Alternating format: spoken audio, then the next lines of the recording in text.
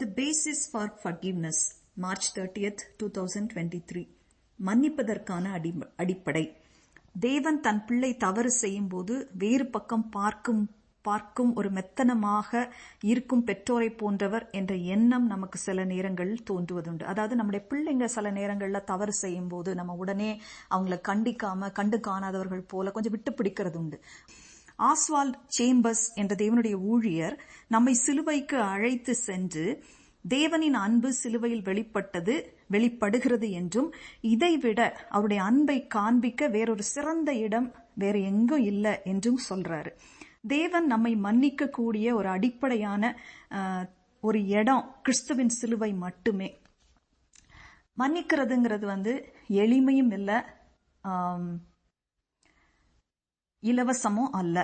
அது கடினமானது, அது விலையேற பெற்றது, விலை மிக்கது, எக்ஸ்பென்சிவ், அது வலி மிகுந்தது.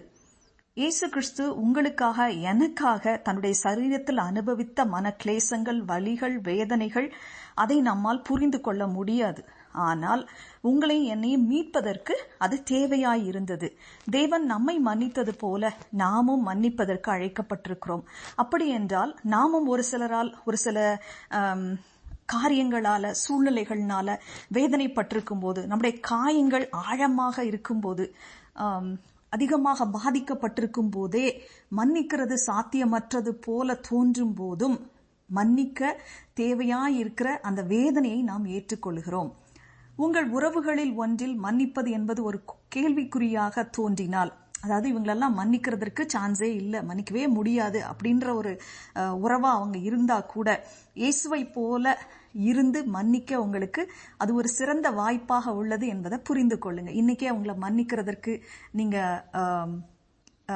மன்னிக்கிறதற்கு ஒரு தருணம் ஒரு யோசிச்சு பார்ப்பீங்களா? அவங்கள மன்னிக்கலாமா அப்படிங்கிறத யோசித்து பார்ப்பீங்களா? ஒரு சின்ன ஜெபம் பண்ணிடலாம். நேசிக்கிற அன்பின் பரலோக தகப்பனே, இன்னைக்கு நாங்க மன்னிக்கிறத குறித்து நாங்க உங்களுடைய அன்பு சிலுவையில எங்களுக்கு எப்படி வெளிப்பட்டது, சிலுவையில அந்த காயத்தோட இருக்கும் போதே நீங்க மன்னித்தீங்க அப்படின்னு சொல்லி பாக்குறோம். அப்படியே எங்களையும் காயப்படுத்தினவர்களை மற்றவர்களால காயப்பட்டிருக்கும் போது நாங்க உடனே அந்த மற்றவர்களை மன்னிக்கிறதற்கு எங்களுக்கு அந்த வேண்டிய கிருபைய பலனை கொடுங்க. அதை மன்னிக்கிறதுங்கிறத தாழ்த்தி போடாத படிக்க, அதை டிலே பண்ணாத படிக்க, அதை உடனே செய்யறதுக்கு எங்களுக்கு ஒரு கிருபை கொடுங்க. ஏன்னா அது உங்களை போல ஒரு சாட்சியுள்ள ஜீவியம் வாழ்றதுக்கு ஒரு தருணம் எங்களுக்கு கொடுக்கப்பட்டிருக்கு அப்படிங்கறத நாங்க உணர்ந்து கொள்ளத்தக்கதான கிருபையை கொடுங்க.